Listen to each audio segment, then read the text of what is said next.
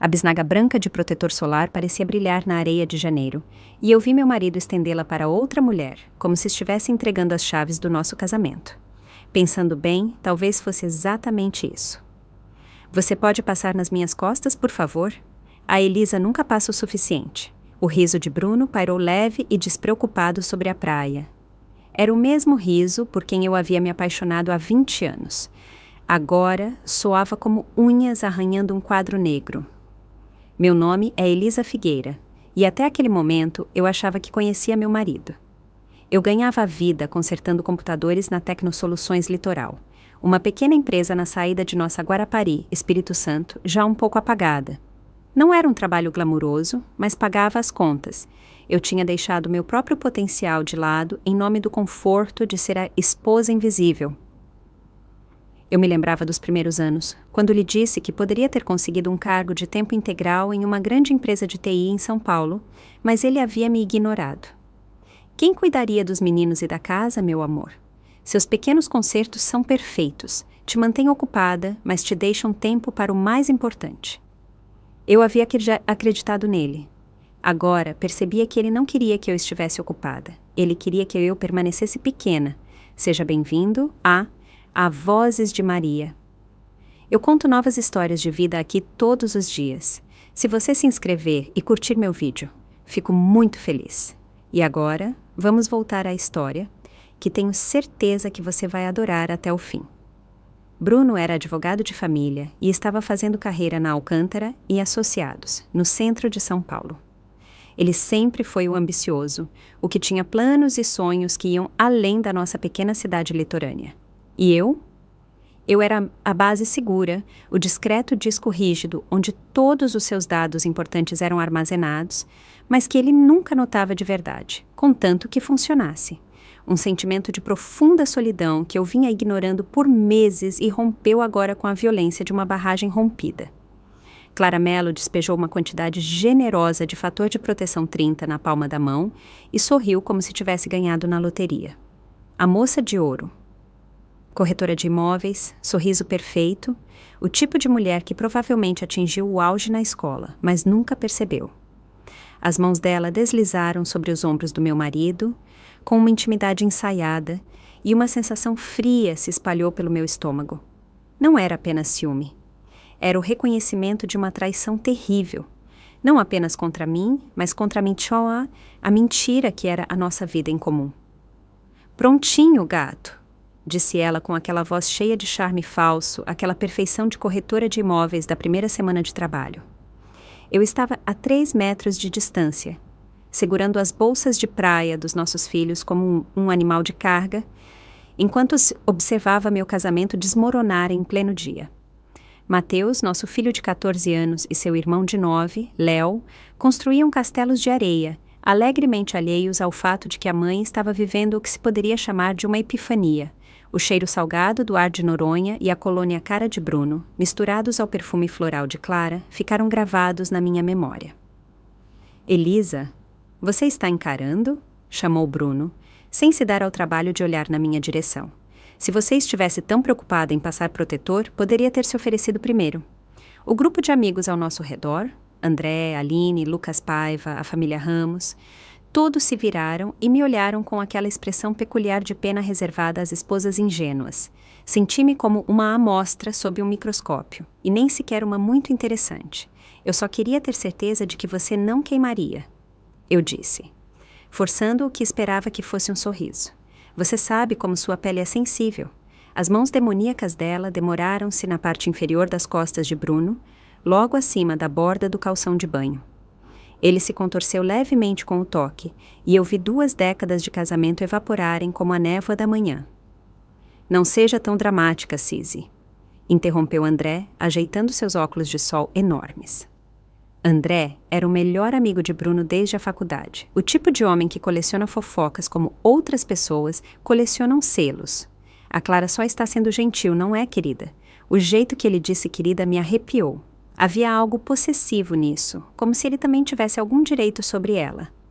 O emaranhado era mais óbvio do que o sol sobre nossas cabeças. Cidades pequenas geram relacionamentos estranhos, e Guarapari era pequena o suficiente para que todos soubessem dos negócios de todos. Aparentemente todos, menos eu. O rumo de fuga e o plano eu, peguei meu celular e abri o aplicativo de passagens aéreas. Estávamos de férias em Fernando de Noronha, a 3 horas do último voo de volta para Vitória. Eu poderia estar em casa à meia-noite, dormindo na minha própria cama, em vez de naquele quarto de hotel abafado que cheirava a limpador industrial e sonhos partidos. Naquele momento, meu lar não parecia um lugar de afeto, mas sim um bunker onde eu poderia me rearmar. Acho que vou voltar mais cedo, anunciei para ninguém em particular. Bruno finalmente se virou. As mãos de Clara ainda repousavam em seus ombros como se pertencessem ali. O quê, Elisa? Não seja boba. Temos mais 2 dias. Mateus tem a escolinha de futebol na segunda. Eu deveria arrumar as coisas dele. Não era totalmente mentira. Mateus tinha a escolinha de futebol, mas seu equipamento estava pronto há semanas. Eu sou, acima de tudo, organizada. Uma característica útil quando se está planejando sua estratégia de saída de um casamento de 20 anos. A escolinha é só na semana que vem, disse Léo, do seu castelo de areia, pois os garotos de 9 anos têm memórias inconvenientemente perfeitas. Este é o acampamento de preparação, corrigi, reservando a passagem com o polegar. É diferente. Os olhos de Bruno se estreitaram. Ele tinha um instinto excelente, o que o tornava um bom advogado e, como eu estava descobrindo, um adúltero cauteloso. Elisa, você está agindo de forma estranha. Sente-se e relaxe. Beba alguma coisa. Não quero beber. Eu quero ir para casa. O silêncio que se seguiu foi do tipo que deixa todos desconfortáveis. Lucas Paiva pigarreou e murmurou algo sobre ir verificar o cooler. Aline de repente ficou muito interessada na sua revista. Até as crianças sentiram atenção e pararam de brincar. Ótimo, disse Bruno, sua voz assumindo o tom áspero que eu tinha ouvido com mais frequência ultimamente. Então vá para casa. Fuja. Como você sempre faz quando as coisas ficam difíceis. A acusação não me atingiu, ela me fortaleceu. Ele viu minha reação como fraqueza. Eu a vi como um recuo estratégico. Difíceis? Olhei para as mãos de Clara, ainda repousando sobre a pele do meu marido como se tivessem todo o direito. É assim que chamamos isso agora? Clara finalmente teve a decência de dar um passo para trás, mas seu sorriso arrogante permaneceu. Ei, moça, eu só estava ajudando com o protetor solar. Não há motivo para surtar. Eu queria rir. Surtar. Eu estava o mais perto de surtar que se pode estar enquanto se observa a própria vida implodir em câmera lenta. Em vez disso, peguei as bolsas dos meus filhos e comecei a caminhar em direção ao hotel. Meninos, arrumem suas coisas. Estamos saindo em 1 hora. Mas mãe, começou Léo. 1 hora, repeti, sem me virar. De volta ao quarto de hotel, enfiei roupas nas malas com a eficiência de alguém que finalmente havia decifrado as regras do jogo que vinha jogando de olhos vendados por meses, talvez anos. Os sinais estavam lá. Noites longas no escritório, roupas novas, aquele brilho especial que vem de alguém que está prestando atenção em você da maneira certa. Eu tinha sido simplesmente burra ou ingênua demais para vê-los. Deixei um bilhete na mesa de cabeceira.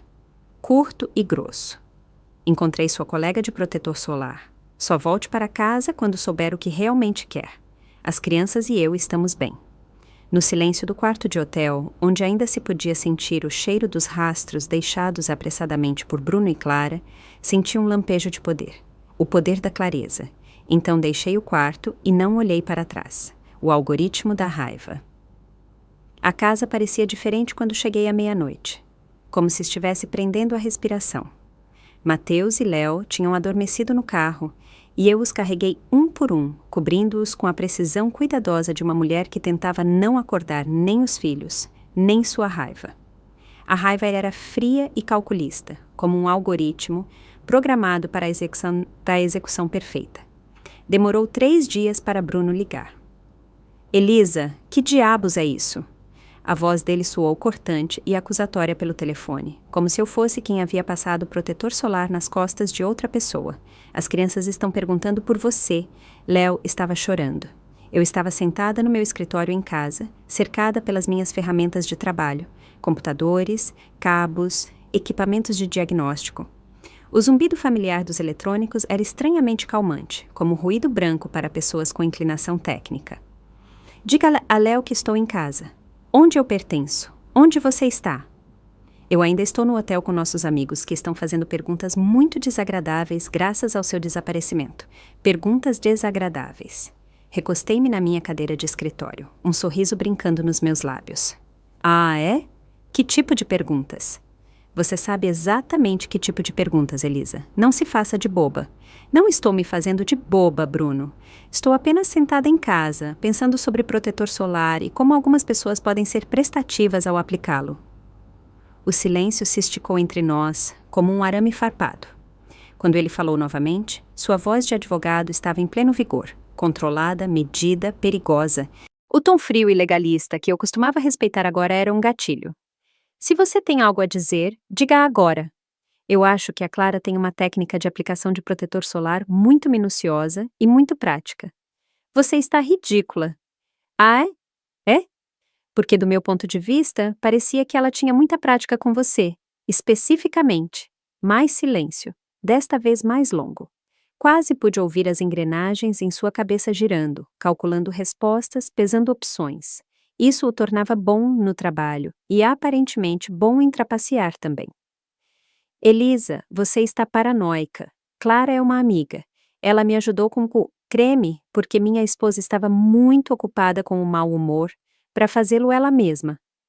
Claro, e tenho certeza de que todas aquelas mensagens, tarde da noite, que vocês estavam trocando eram apenas conversas amigáveis sobre o mercado imobiliário.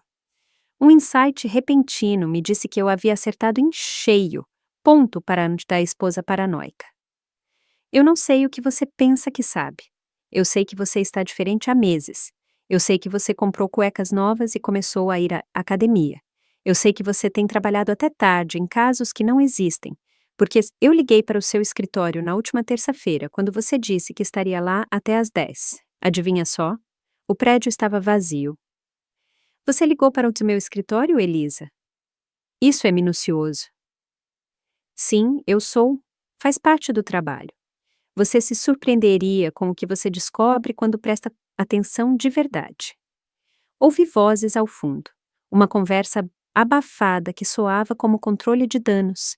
A voz de André, aguda e urgente. Clara, dizendo algo sobre ela resolver a situação. Eu estou voltando para casa, disse Bruno por fim. Não faça isso. O que você quer dizer com não faça isso? A casa também é minha. Não mais. Troquei as fechaduras ontem. Suas coisas estão embaladas na varanda. Talvez você deva pegá-las antes que chova.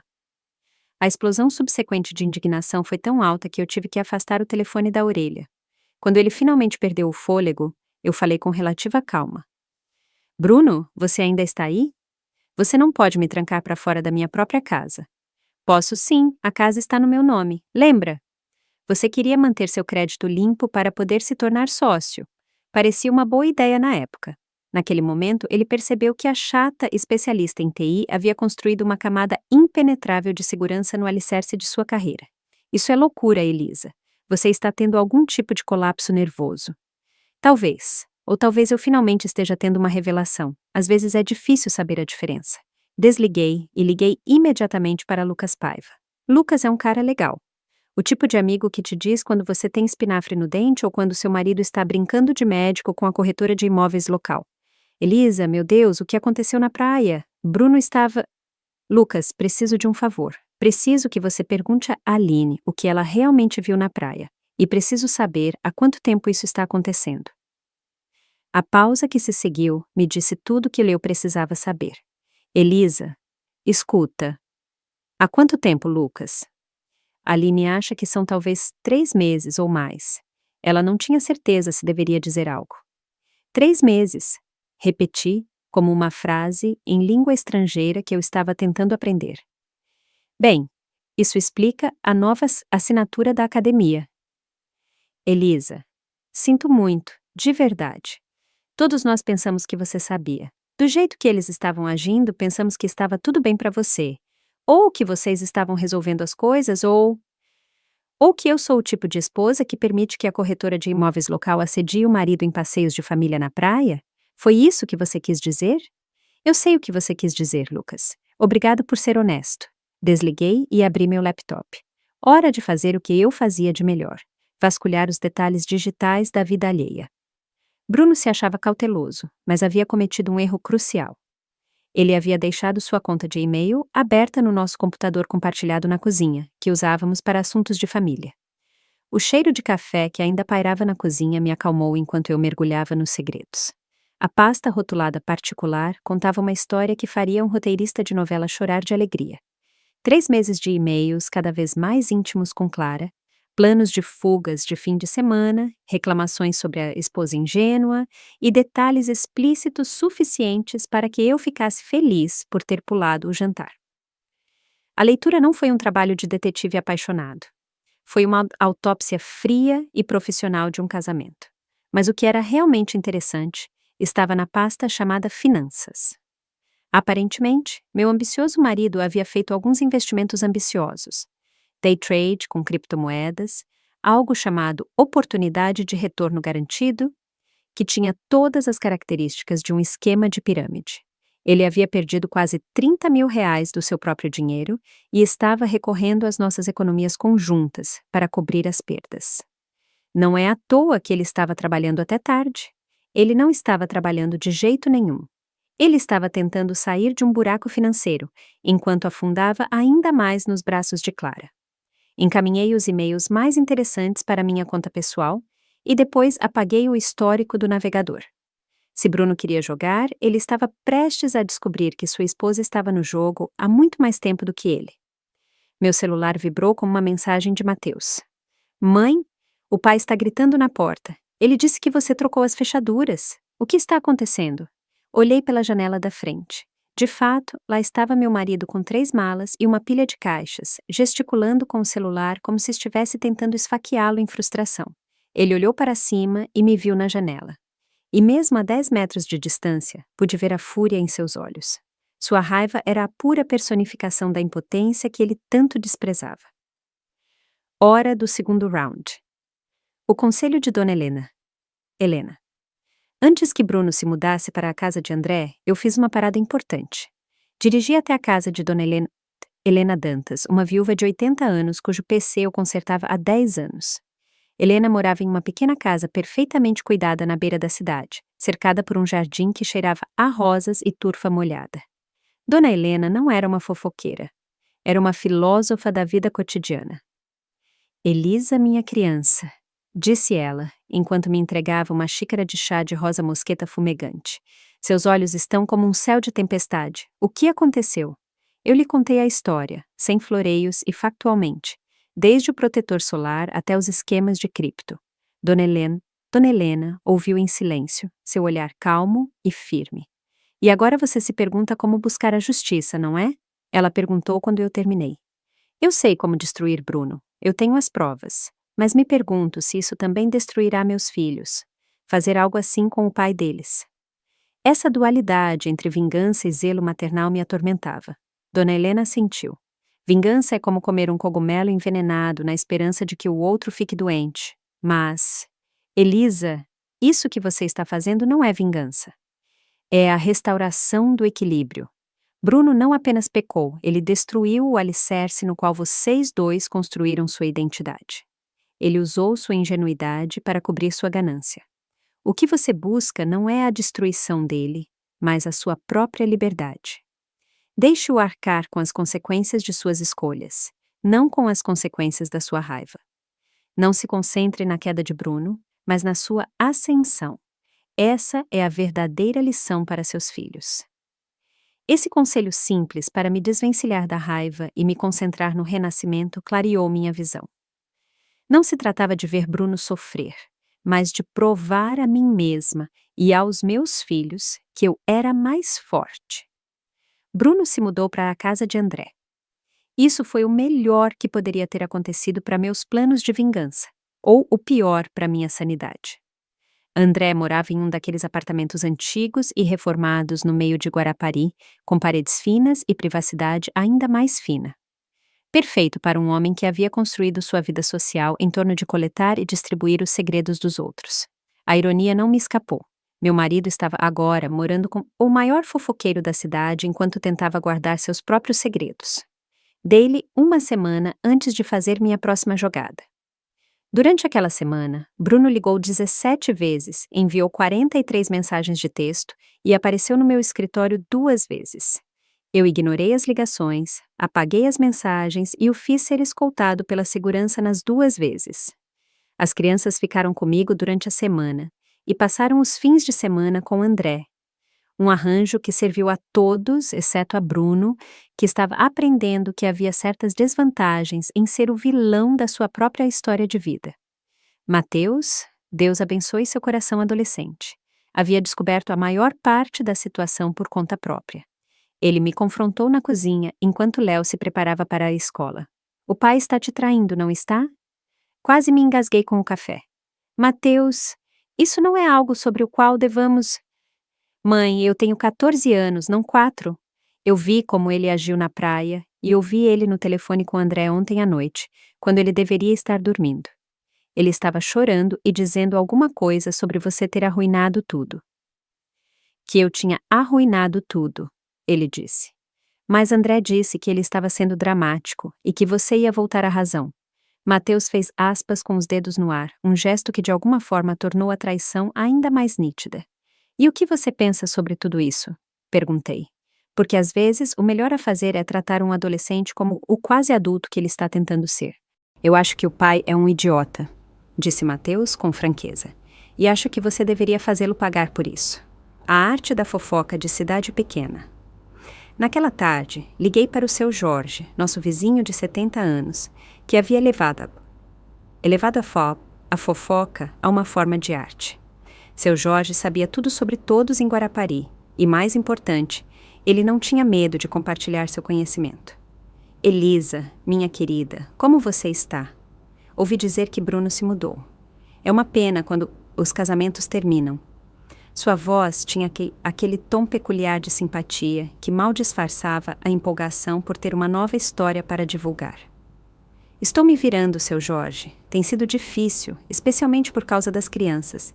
Elas não entendem por que o pai delas decidiu colocar outros relacionamentos acima da família. Outros relacionamentos? O interesse em sua voz se aguçou como uma faca afiada. Eu provavelmente não deveria dizer nada. Não cabe a mim falar sobre as decisões pessoais de Bruno. Claro que não, minha querida, mas às vezes ajuda a conversar com alguém que entende. Eu soltei um suspiro cuidadosamente encenado. Acho que não é segredo que ele tem passado muito tempo com a Clara Mello. As crianças notaram também, especialmente na praia no fim de semana passado. Mateus me perguntou por que o pai deixava a Clara tocar nele do jeito que só a mãe dele tocava. O silêncio que se seguiu foi o som do motor de fofoca do seu Jorge aquecendo a todo vapor. Oh, meu Deus, ele disse por fim. O pobre garoto, e você também, Elisa. Eu não tinha ideia de que tinha ficado tão sério. Estou tentando manter isso em particular pelo bem das crianças, mas é difícil quando metade da cidade os viu juntos na praia e ele agora se mudou para a casa de André, em vez de tentar resolver as coisas com a família. Mudou-se para a casa de André? Mas eu pensei que André estivesse namorando aquela jovem simpática do banco. Namorando é a palavra-chave, eu disse, plantando a semente que eu havia cultivado cuidadosamente desde minha conversa com Mateus. Aparentemente, André também tem passado bastante tempo com Clara. Cidade pequena, opções limitadas, eu suponho. Não era totalmente verdade, mas também não era totalmente falso. Eu tinha visto André e Clara no O Botequim do Porto 3 vezes nas últimas 4 semanas, sempre sentados um pouco perto demais, sempre saindo separados, mas por uma questão de minutos. Em uma cidade como Guarapari, isso era praticamente um anúncio público de relacionamento. Ora essa, ofegou seu Jorge. Você não acha que... Eu não acho nada, seu Jorge. Estou apenas tentando focar nos meus filhos e seguir com a minha vida. Eu desliguei sabendo que, até a hora do jantar, metade de Guarapari saberia que Bruno Teixeira estava morando com o melhor amigo, que possivelmente estava compartilhando a namorada dele. Na manhã seguinte, a outra metade saberia, juntamente com alguns floreios criativos que a entusiasta rede de informações do seu Jorge adicionaria à história. A fase 2 do meu plano envolveu uma visita ao O Botequim do Porto, o tipo de lugar onde todos sabem seu nome e seus negócios, quer você queira ou não. Eu cronometrei minha chegada para a noite de quinta-feira, quando o público do happy hour estava denso o suficiente para fornecer cobertura, mas pequeno o suficiente para garantir a máxima disseminação de fofoca. Clara estava lá, é claro, entronizada em sua mesa habitual nos fundos, entretendo um grupo de moradores locais com o que eu presumia serem histórias sobre suas últimas conquistas imobiliárias. Ela me viu entrar e sua expressão mudou de confiante para cautelosa em um instante. Pedi uma cerveja e sentei-me no balcão, perto o suficiente para ser vista, mas longe o suficiente para evitar um confronto imediato. Paciência é uma virtude, especialmente quando se está planejando a destruição social de alguém. Elisa! Acenou-me Thomas Ramos para sua mesa. Não a vimos por aqui ultimamente. Como você está? Já estive melhor, eu disse, aceitando a cadeira que alguém puxou. Mas estou me virando. Sinto muito por você e Bruno, disse Lucas Paiva, em voz baixa. Deve ser difícil. É mais difícil para as crianças do que para mim. Eu retruquei, alto o suficiente para que as mesas vizinhas ouvissem. Elas não entendem por que o pai se mudou para a casa dos amigos, em vez de tentar resolver as coisas em casa. Amigos? Thomas Ramos pareceu confuso. Pensei que ele estivesse com André. Está sim, André e Clara. Arranjos modernos para problemas modernos, eu suponho. O silêncio que se seguiu foi lindo. Observei a informação se espalhar pela área do bar como ondulações em um lago, cada pessoa processando as implicações e arquivando-as para futura divulgação. A mesa de Clara estava em silêncio, e quando olhei, ela me encarou com hostilidade aberta. Perfeito. Eu terminei minha cerveja, me despedi e fui para casa. Deixei para trás um bar cheio de pessoas que agora tinham uma compreensão muito diferente da situação entre Elisa Figueira e seu marido separado. Meu celular começou a tocar antes que eu chegasse ao meu carro. A ligação era de André, e ele estava furioso. Elisa, que diabos você está fazendo? Eu estava sentada no meu carro no estacionamento do botequim, observando Clara gesticular furiosamente com o celular pela janela. Ela provavelmente estava recebendo uma ligação semelhante de Bruno, que a essa altura devia estar recebendo ligações de metade da cidade. Não estou fazendo nada, André. Estou apenas tomando uma cerveja e conversando com amigos. Você está espalhando mentiras sobre Clara e eu. Ah, é? Que mentiras seriam essas? Você sabe exatamente o que está fazendo. Você está tentando fazer parecer que eu e Clara temos algo. Que estamos todos morando juntos em algum tipo de arranjo estranho. E vocês não estão? Perguntei inocentemente. Quer dizer, vocês são colegas de quarto agora. Ela está lá o tempo todo. Vocês saem do botequim juntos.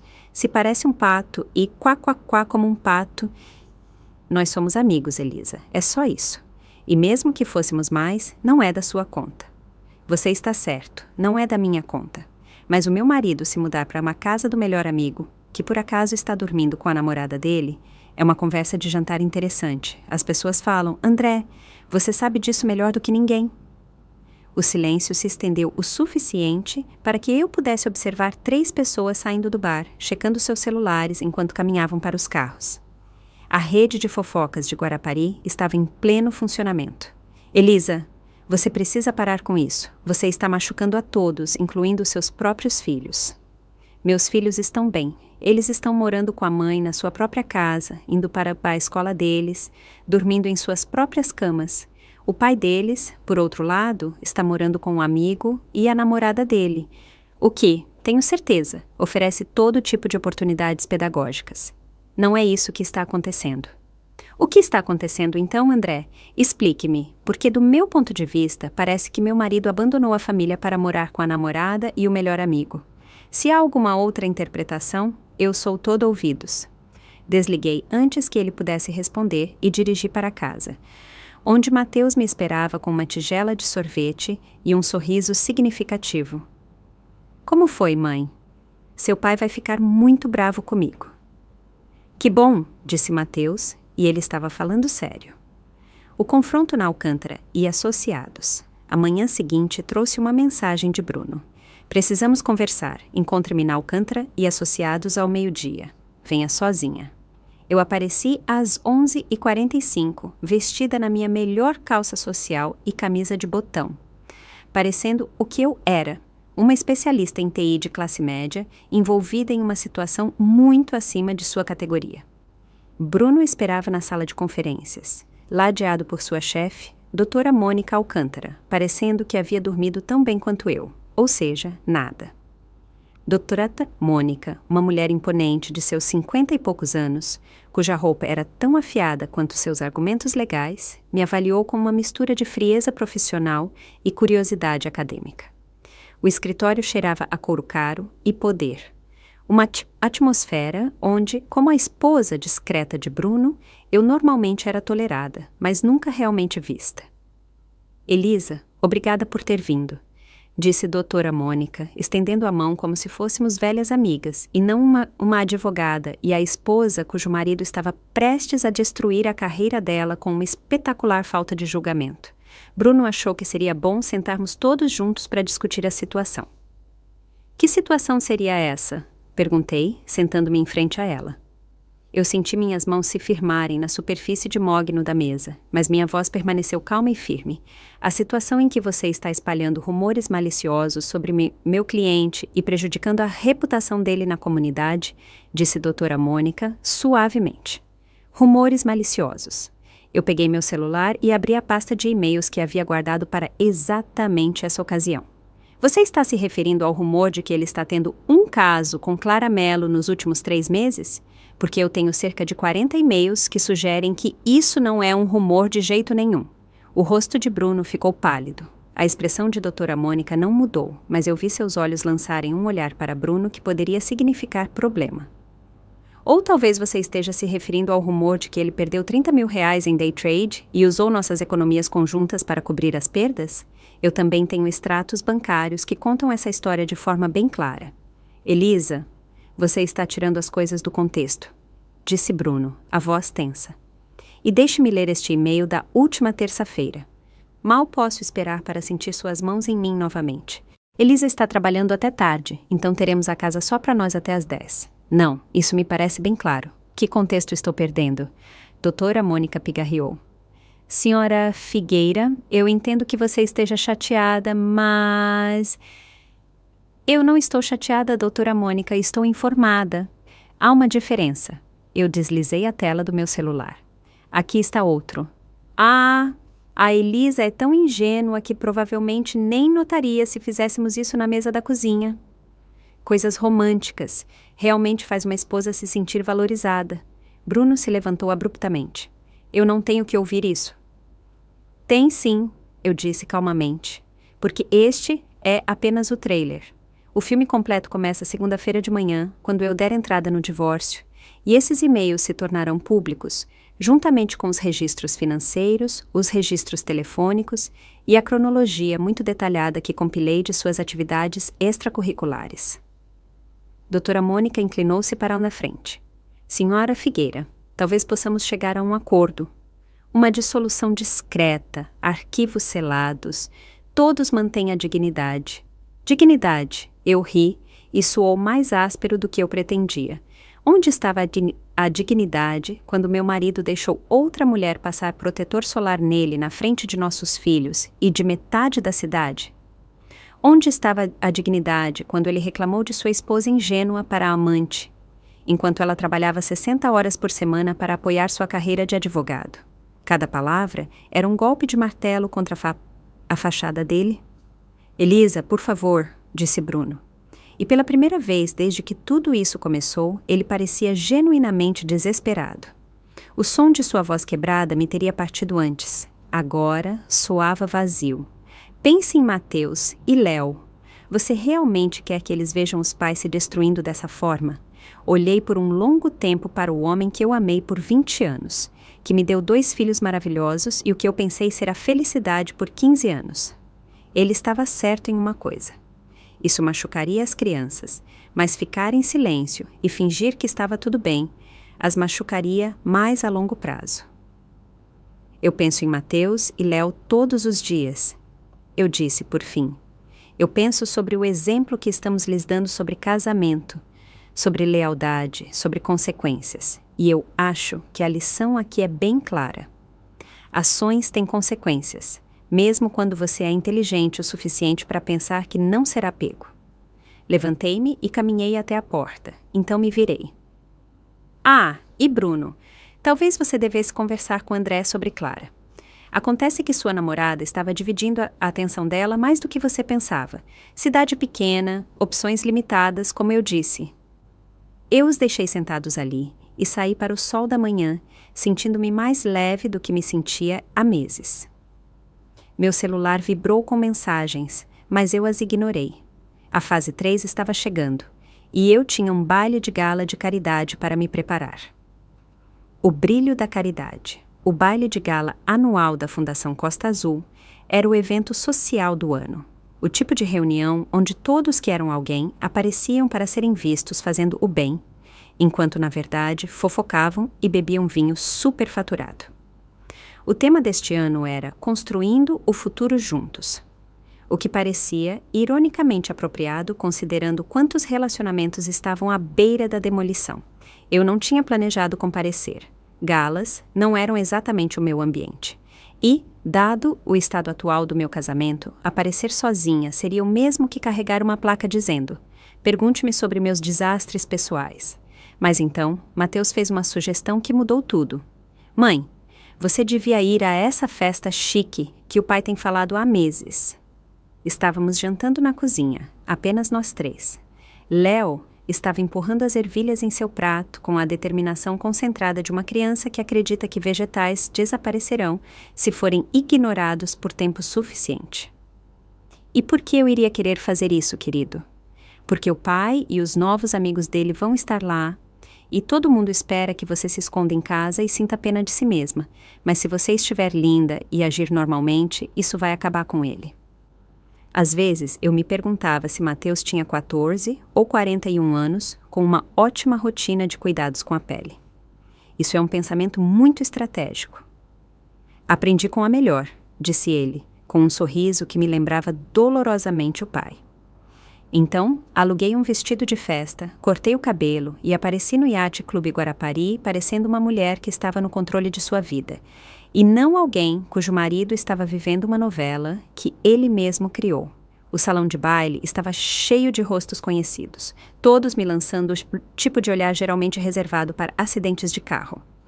Fascinação horrorizada, misturada com o alívio de que não estava acontecendo com eles.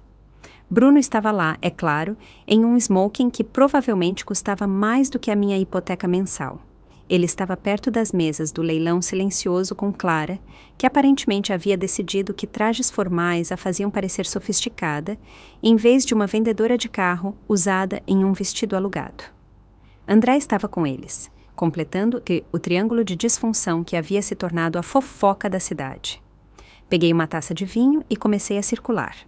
Recebi condolências e desviei perguntas com a compostura praticada de uma mulher que havia passado 2 semanas aperfeiçoando sua face pública. A chave era parecer levemente ferida, mas digna, como alguém que foi traída, mas que lidou com isso com classe. Elisa, que bom vê-la aqui, disse o Dr. Ricardo Menezes, presidente da Fundação e um dos mais proeminentes árbitros sociais de Guarapari.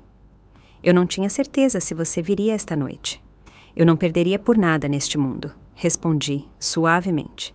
Esta causa significa muito para mim, e eu não queria que as circunstâncias pessoais atrapalhassem o compromisso com a comunidade. Que admirável! E como você está se virando? Deve ser um momento muito difícil. Tem sido um desafio, admiti. Mas estou focada no que é mais importante, meus filhos e seguir em frente. A vida é muito curta para se preocupar com as decisões dos outros. Dr. Ricardo assentiu com simpatia, mas eu vi a curiosidade queimando em seus olhos. E Bruno? Como ele está se adaptando à nova situação de moradia? Esta era a abertura que eu estava esperando. Ele parece estar se adaptando bem ao arranjo. Certamente é não convencional, mas suponho, problemas modernos exigem soluções modernas. Arranjo. Morando com André e Clara. Tenho certeza que eles estão todos muito aconchegados. Tomei um gole de vinho, deixando a declaração pairar no ar como uma piada perfeitamente cronometrada. Os olhos de Dr. Ricardo se arregalaram levemente. Os três morando juntos? Bem, Bruno está morando com André, e Clara passa a maioria das noites lá. Se é temporário ou permanente, eu não posso dizer. Não é mais da minha conta. Eu me desculpei e passei para a próxima conversa, deixando o Dr. Ricardo para processar essa informação e retransmiti-la à sua extensa rede de árbitros sociais. Em 20 minutos, eu tive variações da mesma conversa com 6 pessoas diferentes. A cada vez, eu adicionava detalhes suficientes para manter a história interessante, sem dizer nada que pudesse ser considerado difamação direta. A beleza da fofoca de cidade pequena é que você não precisa mentir. Você só precisa apresentar a verdade do ângulo mais desfavorável e deixar a imaginação das pessoas fazer o resto. Eu estava perto do bar, apreciando o sutil caos que havia causado, quando André apareceu ao meu lado como um anjo da vingança perfeitamente penteado. Seus olhos brilhavam com raiva e medo, as mãos cerradas em punhos, sob o smoking elegante. Precisamos conversar, Cizzy. Olá, André. Você está bonito esta noite. Aquele smoking realmente acentua a culpa nos seus olhos. Pare com essa bobagem, Elisa. Eu sei o que você está fazendo. Estou apoiando instituições de caridade locais e conversando com amigos. O que você está fazendo? Ele agarrou meu braço e me puxou para um canto silencioso perto do vestiário. Você está destruindo a vida das pessoas com suas mentiras. Que mentiras? Eu não disse uma única mentira hoje à noite. Tudo o que eu disse é tecnicamente correto. Você está fazendo parecer que Clara e eu temos algo. Que estamos todos morando juntos em algum tipo de arranjo a 3 bizarro. E não estão? Perguntei.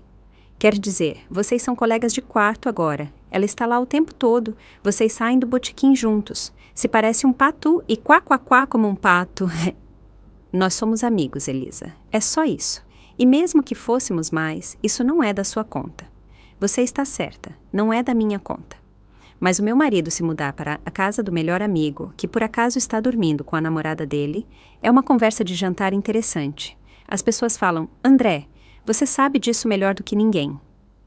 O silêncio se estendeu o suficiente para que eu pudesse observar 3 pessoas saindo do bar, checando seus celulares, enquanto caminhavam para os carros. A rede de fofocas de Guarapari estava em pleno funcionamento. Elisa, você precisa parar com isso. Você está machucando a todos, incluindo seus próprios filhos. Meus filhos estão bem. Eles estão morando com a mãe na sua própria casa, indo para a escola deles, dormindo em suas próprias camas. O pai deles, por outro lado, está morando com um amigo e a namorada dele, o que, tenho certeza, oferece todo tipo de oportunidades pedagógicas. Não é isso que está acontecendo. O que está acontecendo, então, André? Explique-me, porque do meu ponto de vista, parece que meu marido abandonou a família para morar com a namorada e o melhor amigo. Se há alguma outra interpretação, eu sou toda ouvidos.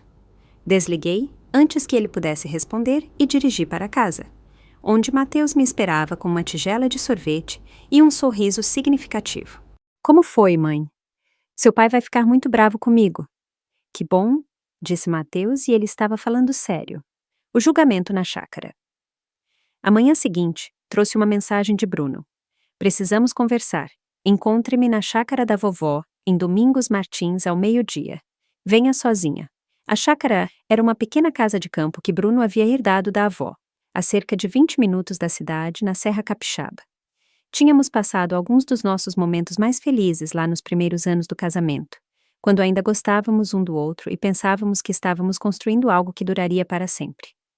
A ironia de terminar as coisas onde as tínhamos começado não me escapou.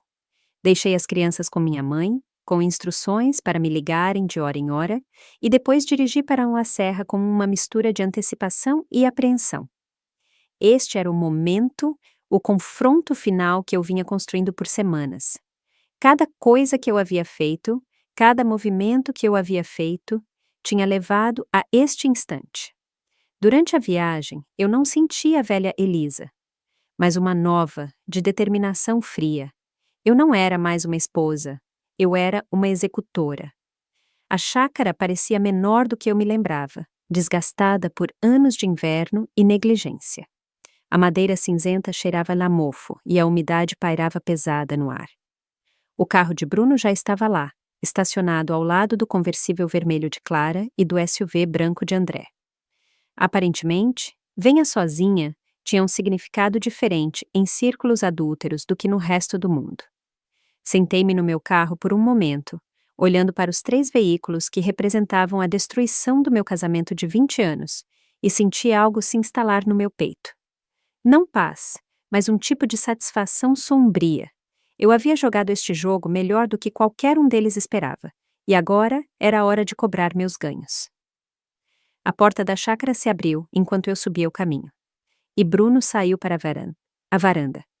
Ele parecia exausto, como alguém que fugiu das consequências por semanas, e elas finalmente o alcançaram. Seu terno estava amarrotado, e as olheiras sob seus olhos falavam muito sobre noites sem dormir e o peso do escárnio público. Ele não cheirava mais a perfume caro, mas a desespero e suor frio. Obrigado por ter vindo, ele disse baixinho. Eu não perderia isso por nada. Esta é a parte em que você me diz que tudo é um mal-entendido e me implora para voltar para você? Não, ele disse, e havia algo em sua voz que eu nunca tinha ouvido antes. Resignação, talvez, ou apenas exaustão. Esta é a parte em que eu digo que você venceu. Eu o segui para dentro, onde Clara e André estavam sentados em extremidades opostas do sofá antigo, como pugilistas em seus cantos antes do gongo final. A tensão na sala era tão densa que poderia ser cortada com uma faca. O interior da chácara estava escuro, as janelas parecendo manter intencionalmente o sol da tarde do lado de fora. Elisa, disse Clara, levantando-se com aquela falsa confiança que vem de saber que você está prestes a ser espancado, mas espera manter alguma dignidade no processo. Suas bochechas estavam levemente vermelhas, não de sol, mas de vergonha. Olha, moça, acho que todos nós precisamos sentar e... Clara, eu disse calmamente. Os adultos estão falando. Ela se sentou. Olhei ao redor da sala, para as 3 pessoas que haviam passado meses mentindo, me manipulando e geralmente me tratando como um obstáculo para seus vários planos. Todos pareciam miseráveis, o que era exatamente como eu havia planejado. Bem, eu disse, me afundando na poltrona reclinável antiga que tinha sido o meu lugar favorito em tempos mais felizes. Quem quer começar? Elisa. Eu sinto muito, começou Bruno. Eu sei que isso não conserta nada, mas eu preciso te dizer que eu nunca quis que as coisas ficassem tão complicadas. Seu olhar evitou o meu. Ele não conseguia me encarar nos olhos. Complicadas? Repeti. Essa é uma escolha de palavra interessante. Eu teria optado por destrutivo, ou egoísta, ou talvez espetacularmente estúpido, mas complicado também funciona. Eu cometi erros. Você fez escolhas, Bruno. Há uma diferença. Erros são acidentais. Escolhas são deliberadas. Você escolheu ter um caso. Você escolheu mentir para mim por meses. Você escolheu se mudar em vez de tentar consertar as coisas. Não foram erros, foram escolhas. André pigarreou. Elisa, eu acho que você deveria saber que eu nunca quis que nada disso acontecesse. Eu só estava tentando ser um bom amigo para Bruno. Ao encorajá-lo a trair sua esposa com a sua namorada. Clara não é minha namorada. Ah, não? Eu peguei meu celular e busquei um dos meus prints favoritos. Porque esta mensagem dela para você no mês passado diz: mal posso esperar até que Bruno saia, para que não tenhamos mais que nos esconder. Isso soa bem como namorada para mim. O silêncio que se seguiu foi lindo. Observei o rosto de Bruno enquanto ele processava a implicação. Eu vi o momento em que ele percebeu que seu melhor amigo e sua amante o haviam traído tão completamente quanto o haviam feito comigo. André, a voz de Bruno era quase um sussurro. Era o som da confiança partida. Bruno, eu posso explicar. Há quanto tempo? Bruno se levantou e eu reconheci a expressão em seu rosto. Era o mesmo olhar que ele usava ao fazer o cross-examination de uma testemunha hostil. Há quanto tempo você e Clara estão juntos? André olhou para Clara, que estava estudando as mãos como se contivessem os segredos do universo. É complicado. Tudo é complicado com vocês, eu disse. Deixe-me simplificar. André e Clara estão juntos há mais de 1 ano. André encorajou seu caso porque isso lhe dava cobertura para o próprio relacionamento e porque ele achou divertido ver seu casamento implodir. Ele convenceu você a se mudar para a casa dele para que pudesse controlar ambos os lados da situação e manter a namorada por perto sem que ninguém fizesse perguntas desagradáveis. Isso não é verdade, protestou André, mas sua voz não tinha convicção. Não é? Então me explique por que você estava tão ansioso para ouvir todos os detalhes do caso de Bruno. Explique por que você o pressionou a me deixar em vez de tentar consertar as coisas. Explique por que você sugeriu que ele se mudasse para a sua casa, em vez de conseguir um lugar próprio. Bruno olhou para o melhor amigo como se o estivesse vendo pela primeira vez. O advogado dentro dele reconheceu a cadeia de evidências imediatamente. Você me disse que Elisa nunca me perdoaria. Você disse para eu aceitar que meu casamento tinha acabado e seguir em frente. Você estava tentando ajudar a si mesmo. Eu interrompi. E você se saiu muito bem, até subestimar a esposa ingênua. Clara finalmente encontrou a voz. Elisa, escuta, eu sei que você está com raiva, mas... Eu não estou com raiva, Clara. Raiva é o que você sente quando alguém te fecha no trânsito. O que eu sinto é muito mais focado do que isso. Eu me levantei e fui até a janela que dava para o lago. A água estava calma, refletindo o céu da tarde como um espelho. Era um lugar pacífico, tranquilo de uma forma que tornava o caos das últimas semanas quase surreal. É o seguinte, eu disse, ainda olhando para a água. Bruno, você vai assinar os papéis do divórcio, que eu preparei, aceitando total responsabilidade pelo fracasso do nosso casamento. Você vai concordar com a guarda compartilhada, com a residência principal comigo, e você vai explicar a Mateus e Léo por que escolheu destruir a família deles. Elisa, eu não acabei. Você também vai pagar de volta os 30 mil reais que perdeu jogando com nossas economias, mais juros. E você fará isso sem contestar o divórcio, ou tentar reivindicar qualquer parte da casa, das aposentadorias ou de qualquer outra coisa que construímos em 20 anos de casamento. Isso não é justo. Justo. Eu me virei e olhei para ele. Você quer falar sobre o que é justo? Foi justo quando você reclamou de sua esposa ingênua para sua amante? Foi justo quando você planejou viagens de fim de semana enquanto eu fazia horas extras para apoiar sua carreira? Foi justo quando você deixou outra mulher tocar em você na frente dos nossos filhos? Bruno começou a chorar, mas eu não senti nada. Lágrimas que teriam me movido 6 meses atrás, agora pareciam apenas manipulação. Clara, continuei. Minha voz era agora apenas um sussurro baixo, mas implacável. Você vai se manter permanentemente longe da minha família. Se eu a vir perto da minha casa, dos meus filhos ou em qualquer lugar que eu esteja, eu farei a sua vida muito desagradável de uma forma que a surpreenderá. Você não pode me ameaçar. Eu não estou ameaçando, estou declarando as consequências. Há uma diferença. Fui até minha bolsa de laptop perto da porta e tirei um envelope pardo grosso de papéis. Este contém cópias de cada e-mail, cada mensagem de texto, cada registro financeiro e cada foto que coletei no último mês. Ele será enviado a Alcântara e associados amanhã de manhã, junto com uma cronologia detalhada do caso de Bruno e o papel de André em auxiliá-lo. Ele também será enviado à ordem dos advogados, já que Bruno usou recursos do escritório para seus assuntos pessoais. Elisa, por favor, sussurrou Bruno. Minha carreira.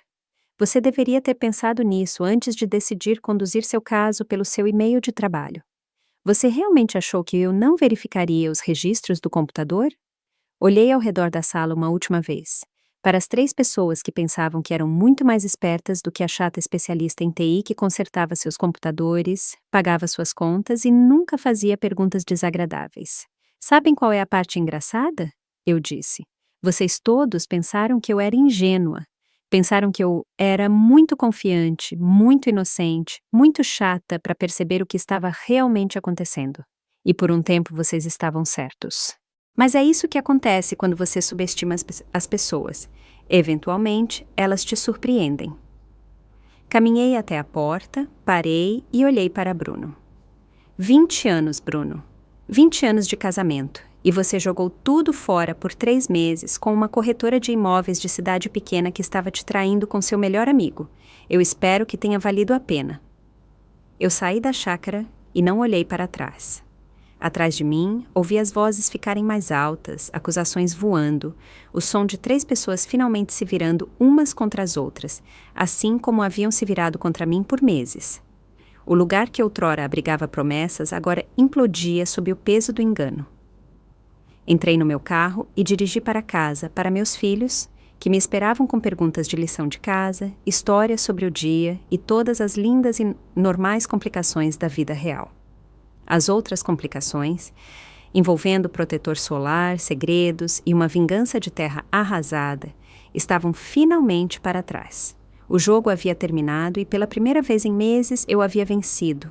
Eu havia recuperado minha dignidade e encontrado um novo começo. Não no amor de um homem, mas na força da minha própria consequência. O gosto amargo da vingança havia passado. Agora, a vida tinha o sabor da liberdade. Eu fiquei muito feliz por você estar aqui e por eu ter podido compartilhar minha história com você. Se você gostou da minha história, mostre isso curtindo meu vídeo e se inscrevendo no meu canal. Vamos ver quantos somos. Sinta-se à vontade para me dizer nos comentários de que cidade e a que horas você está ouvindo. Estou muito curiosa para saber de onde todas essas pessoas queridas estão chegando aqui. Se você quiser me apoiar ainda mais, também pode me enviar uma pequena doação. No meu canal, eu gravo novas histórias de vida todos os dias, só para você. E logo 2 das minhas histórias mais populares aparecerão na tela, para que você possa escolher diretamente